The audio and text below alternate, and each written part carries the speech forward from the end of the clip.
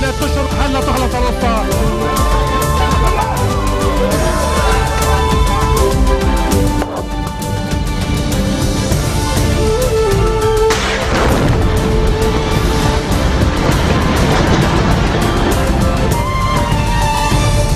Good afternoon. You're watching the English newscast on Future Television. I'm Lebanese, and these are today's headlines.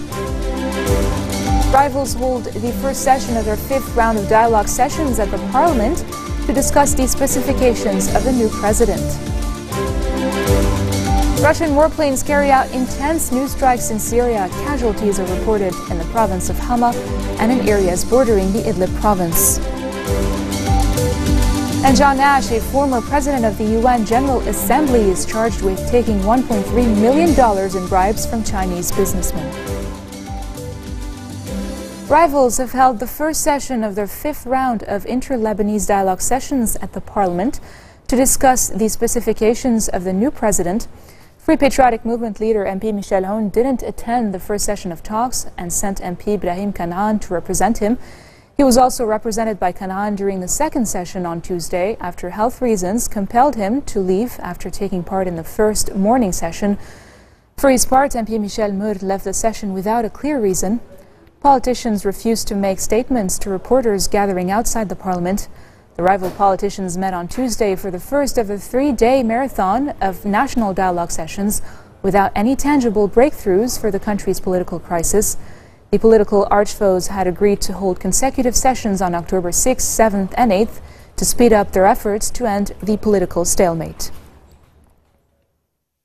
Financial prosecutor Judge Ali Ibrahim has opened an investigation into 3 corruption complaints filed by the We Want Accountability campaign after protesters met with him outside the Beirut Justice Palace. The activists met with Ibrahim and then later State Prosecutor Samir Hamoud outside the courthouse after being banned from entering the premises by police officers guarding the entrance. Namad Badruddin, a member of We Want Accountability, said the movement will not back down. Among the complaints filed by the activists was one regarding the brawl which erupted during Parliament's Energy Committee meeting earlier this week. Badruddin said the other 2 complaints submitted by the activists included one linked to the Sibin cement factory, which allegedly receives a direct electricity supply from the GE power plant without paying any fees, and claims by an energy minister advisor over attempts to privatize Électricité du Liban. Badruddin also called on fellow citizens to hold a sit-in in Riyadh Salah Square in downtown Beirut at 5 p.m. tomorrow in solidarity with the judiciary. Houston protesters have gathered in front of Prime Minister Tamam Slam's Side Bay residence at 5 o'clock this morning amid rising fears of cholera as the rainy season is approaching. Activists are calling on MPs to hold an urgent cabinet meeting to find a permanent solution to the waste management crisis. Several soldiers were injured in shelling on the outskirts of the northern Bekaa Valley of Ras Balbek. The National News Agency says an army position in the neighborhood of Talit Jarash came under shelling, slightly injuring 5 of its members. Voice of Lebanon Radio, meanwhile, said the shelling was carried out by Islamic State militants. The NNA added that the army responded to the source of fire, targeting a position of terrorist militants.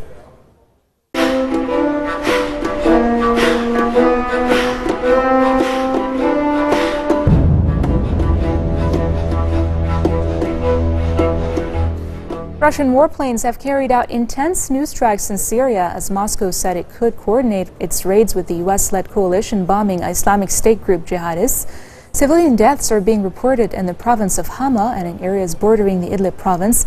The Syrian Observatory for Human Rights says Russian forces carried out the airstrikes this morning in addition to targeting anti-government armed groups with surface-to-surface missiles. A video of the purported raids uploaded to YouTube by activists said at least 4 people were killed and dozens injured, and that the death toll was expected to rise. Meanwhile, reports say Syrian army forces have launched a ground operation in the country's west. The offensive is targeting Khan Sheikhoun, a town in Idlib strategically situated on a rebel-controlled route that connects Aleppo and Damascus. Turkish Prime Minister Ahmet Davutoglu says he does not want the conflict in Syria to turn into a crisis between Russia and NATO, nor into a Russian-Turkish dispute. But Davutoglu said Turkey, a member of the alliance, will not compromise on the security of its borders or airspace. Russia has breached Turkish airspace since launching airstrikes in Syria last week. Only 2 of Russia's 57 airstrikes in Syria have hit ISIS, while the rest have been against the moderate opposition, which Davutoglu said were the only forces fighting ISIS in northwestern Syria. The U.S. State Department had also said the incursion of a Russian fighter jet into Turkish airspace was reckless, dangerous, and provocative. And coming up next, a Palestinian woman is shot in occupied East Jerusalem. More details next.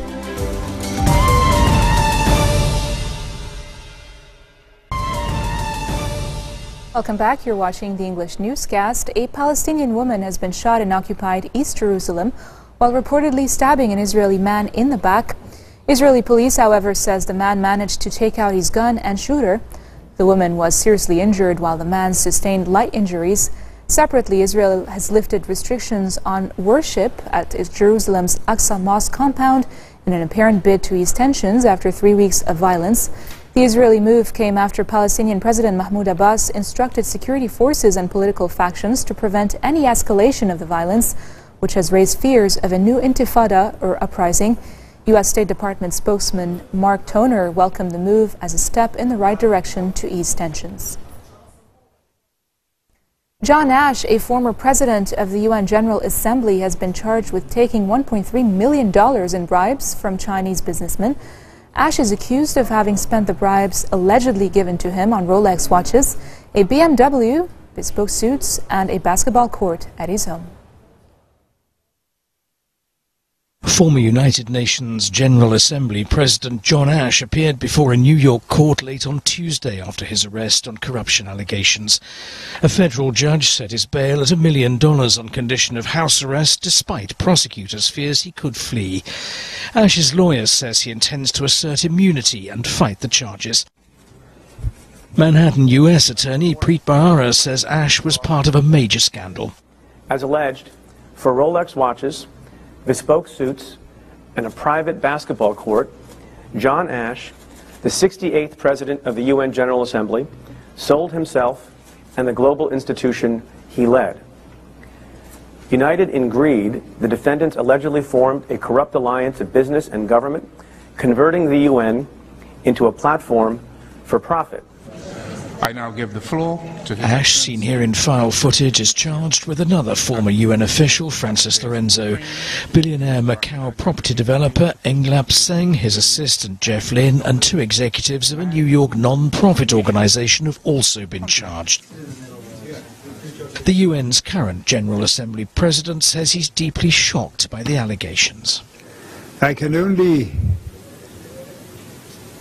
agreed certainly with the Secretary General when he said that if proven, this is an attack at the very heart of the integrity of the United Nations. Money going to the former President of the UN General Assembly, as we allege. US prosecutors say more charges could follow as authorities examine whether corruption was business as usual at the UN. At the UN, including the multi-billion-dollar conference center. Iran's top leader, Ayatollah Khomeini, has banned direct talks with the U.S. because of what he described as countless harm to Iran's interests. Addressing elite guard commanders in Tehran, Khomeini said direct bilateral negotiations with Washington opened the way for what he called U.S. penetration of the Islamic Republic. Khomeini, who has the final say on all state matters, has already approved direct talks with the U.S. over the nuclear issue, which led to a final historic accord in July, but rejected direct talks on bilateral relations. Doctors Without Borders is calling for an independent fact-finding mission under rules of the Geneva Conventions into a U.S. airstrike on a hospital in Kunduz, Afghanistan, that killed at least 22 people. The medical aid group, known by its French language acronym MSF, said its call would mark the first time such a fact-finding mission would be launched under the conventions. For me, what is at stake about what happened in Kunduz is about the space for humanitarian to work. And then if we don't safeguard that medical space for us to do medical activities, then it's impossible to continue to work in different contexts, like Syria, like South Sudan, like Yemen.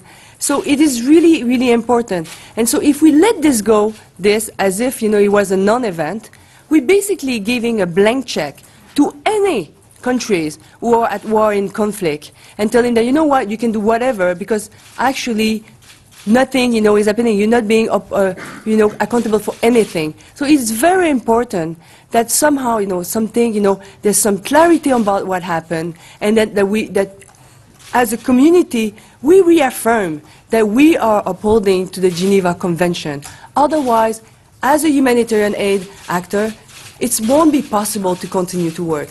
That's the message that you need to carry for us. Because that's how we're going to continue to care for patients in Syria, in Yemen, in South Sudan, in CAR. We need you for that. Médecins Sans Frontières will request an investigation to the International Humanitarian Fact-Finding Commission. This is the first time that this commission will be activated if we find a sponsor country to do it. And if the two countries who are in the conflict are agreeing to it, the USA and Afghanistan.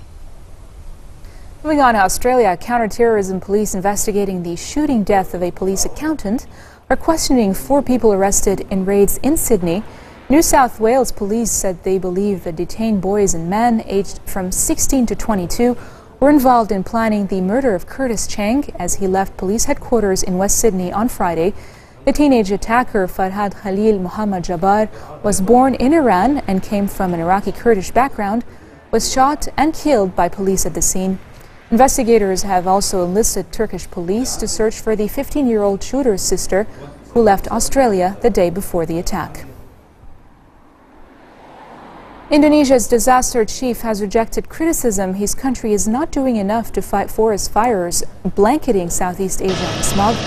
Indonesia has come under growing pressure from its neighbors in recent weeks as thick smoke from fires on Sumatra and the Indonesian part of Borneo have sent pollution levels soaring in Malaysia and Singapore, where schools have been closed and major outdoor events cancelled.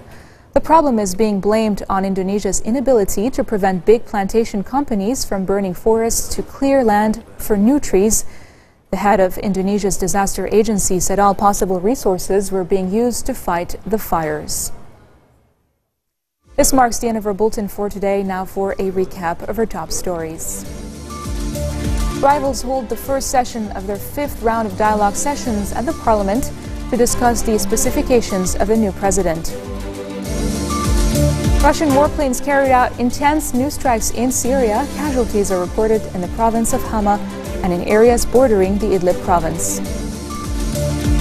And John Ashe, a former president of the UN General Assembly, is charged with taking $1.3 million in bribes from Chinese businessmen. Those are your top stories for today. I'm Linda Tamim, and I'll see you again tomorrow for more updates. Tune in.